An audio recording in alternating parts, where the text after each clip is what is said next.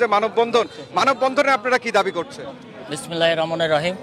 31 সদস্যের যে কমিটি দেওয়া হয়েছে, এই কমিটিকে অবৈধ একটা কমিটি। যারা এই কমিটিতে যাদেরকে আনা হয়েছে তাদের নামে নানান ধরনের বিতর্ক আছে এবং যাদেরকে বঞ্চিত করা হয়েছে, আমাদের সিনিয়র নেতারা আছে, আমরা আছি, যারা দীর্ঘদিন আন্দোলন সংগ্রামে ভূমিকা রাখছে তাদেরকে নেওয়া হয়নি। এই জন্য আমাদের সেন্ট্রালের কাছে, আমাদের অভিভাবকদের কাছে অনুরোধ, আমাদের ভারপ্রাপ্ত চেয়ারম্যান দেশনায়ক তারেক রহমানের কাছে অনুরোধ যে আমাদের সবাইকে নিয়ে, তাদেরকে নিয়ে, আমাদেরকে নিয়ে একটা আলোচনার মাধ্যমে এটা সুন্দর একটা কমিটির জন্য কুষ্টিয়াতে উপহার দেয়। এবং সামনে নির্বাচন আছে, আন্দোলন আছে, অনেক কিছুই আছে।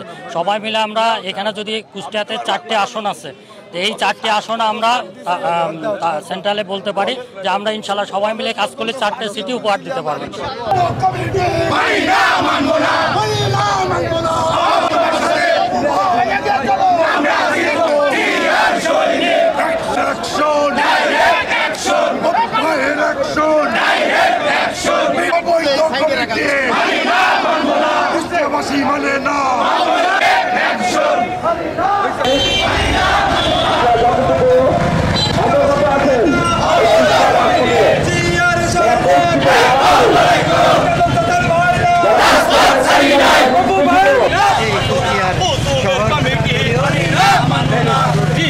সৈনিক লড়াই করো, সৈনিক লড়াই করো।